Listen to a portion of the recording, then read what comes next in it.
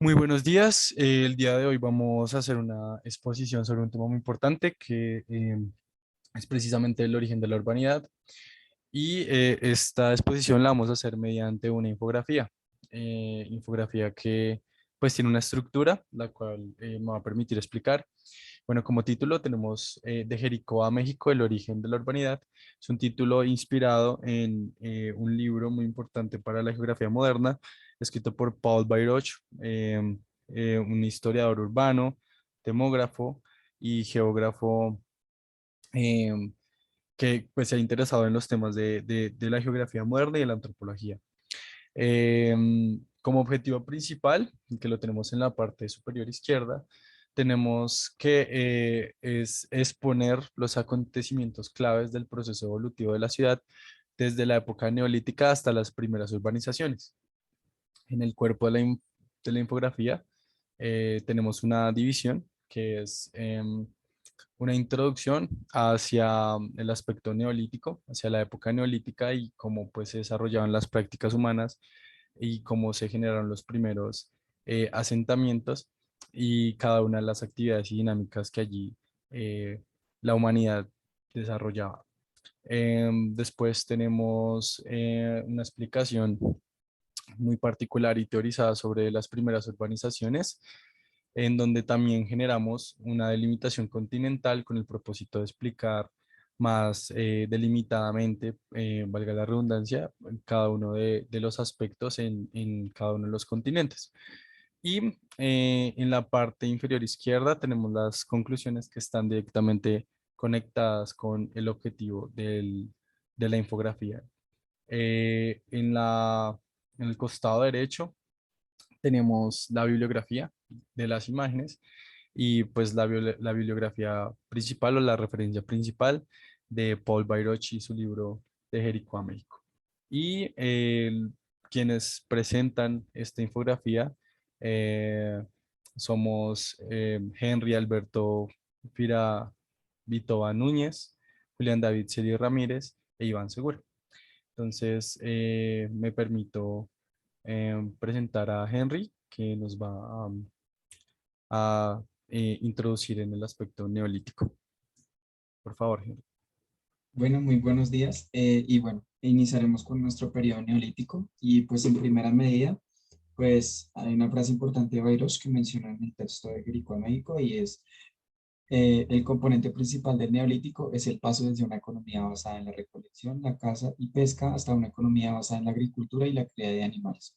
Entonces, dividimos esto en tres nociones fundamentales: cazadores y recolectores, nomadismo y constante movilización y como último, nacimiento de la agricultura. Entonces, en cazadores y recolectores, pues va a ser la primera forma de adaptación del ser humano a partir de los alimentos y recolección de distintos frutos que encontraba pues en su paso por distintos territorios. Entonces, ahí donde es importante mencionar que las comunidades eran nómadas, entonces que se movilizaban por distintos territorios, no estaban en constante movimiento en busca de pues precisamente eso, recolectar y cazar animales pues para asegurar la alimentación. De nuestra segunda noción, que es nomadismo, pues ya se pasa de una sociedad nómada a una sociedad sedentaria, donde pues el asentamiento permanente pues de estas civilizaciones pues va a asegurar precisamente eso, los alimentos pues va a establecer unas formas de agricultura. Es fundamental en nuestro último concepto, en nuestra última noción, nacimiento de la agricultura, mencionar las herramientas. Entonces, cómo se le empieza a dar forma, a pulir las piedras, y pues todo esto va a facilitar la casa y pues va a dar paso a nuevas formas de concebir la tierra, ¿no? De aprovechar todos los recursos que puede darle a la civilización, pues estando ahí quieta, ¿no? Sin estar moviéndose, sino que producir ya no es lo que el ambiente me quiera dar, sino lo que yo puedo producir a partir de lo que el ambiente me genera, y cómo lo puedo aprovechar como sociedad, delimitando ciertas tareas dentro de nuestra civilización. Y pues esto sería toda la parte de nuestro periodo neolítico. Bueno, básicamente vamos a hablar de nuestra segunda parte de la infografía, el cual se centra en las primeras urbanizaciones y la delimitación continental.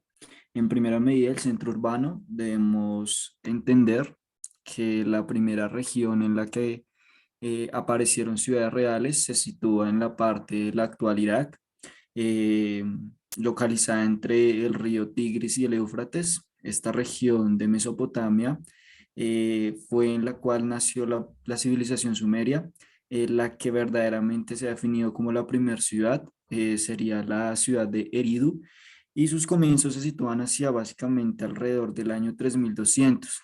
Esto se afirma a partir de que en este lugar se observaron algunas apariciones de grandes aldeas de 4 a 5 hectáreas que tenían algo de artesanía, así como también un comercio a larga distancia de productos como el cobre y la turquesa. Eh, Hablando un poco más del continente asiático, debemos entender que los orígenes de las formaciones urbanas en este continente fueron el resultado de una difusión que se dio en esta región desde el primer siglo debido a las formas en que la India y la China tuvieron su organización política y religiosa. Esto brindó y permitió que estas sociedades triviales establecieran un equilibrio con su entorno físico que les obligaba a desplazarse frecuentemente en busca de alimentos, estableciendo así un aumento en las relaciones comerciales. Hablando un poco más del continente americano, las grandes civilizaciones precolombinas se desarrollaron también a partir de dos grandes focos geográficos, los cuales fueron los Andes y la América Central. En primera medida, los Olmecas, quienes se localizaron en el sur de México, son los que se piensan que constituyeron la primera civilización, esto alrededor del año 800. Aunque hayan construido templos importantes, no todos consideran que esta civilización haya tenido un verdadero carácter urbano. El considerado como el primer gran centro urbano fue la ciudad de Teotihuacán, situada a unos 40 kilómetros al noroeste de México y en donde se encuentran las famosas pirámides del Sol y la Luna. Esta civilización se desarrolló desde el año 300 y la ciudad en su apogeo hacia el siglo VIII. Tuvo una superficie cercana a los 1.900 hectáreas y su población logró alcanzar las 125.000 habitantes. Y hablando un poco del continente africano, entendemos que la influencia del Islam sobre la urbanización africana tuvo cuatro modalidades importantes. En primera medida, el establecimiento de cierto número de bases portuarias, sobre todo en la costa oriental. En segunda medida, tenemos la intensificación de las relaciones comerciales, sobre todo con las civilizaciones de la África Occidental y Central, que hizo posible el desarrollo económico del Magreb. Como tercera medida tenemos la sumisión de un carácter colonial de algunas regiones, especialmente las limítrofes con el Magreb. Y finalmente, como cuarto punto, tenemos el éxodo de numerosas sectas disidentes del Islam, algunas de las cuales se instalaron en África. Le doy paso a mi compañero Julián para que nos pueda hablar un poco de lo que sucedió en Europa y pueda continuar con nuestra infografía. Bueno, para hablar sobre el aspecto urbanístico y el desarrollo del mismo en Europa, es importante hacer referencia a Roma, pues es el referente más significativo de la urbanización estructurada y organizada. Eh, Esto en términos de población, ya que pues superaba los 800.000 ciudadanos, pero también porque él superaba al imperio anterior, que era el más grande, que era el imperio babilónico, que superaba también los 300.000 habitantes.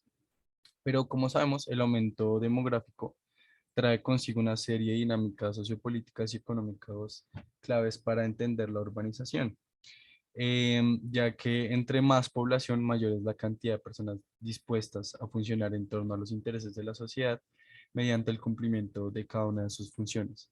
Esto quiere decir que Roma se identifica por ser una urbanización que cumplía con aspectos como pues demográficos, o sea, de la cantidad de personas para hablar de que era desarrollada, pero también en términos de infraestructura, de organización, de acceso hacia los servicios, porque todo esto pues es lo que trae consigo el crecimiento demográfico.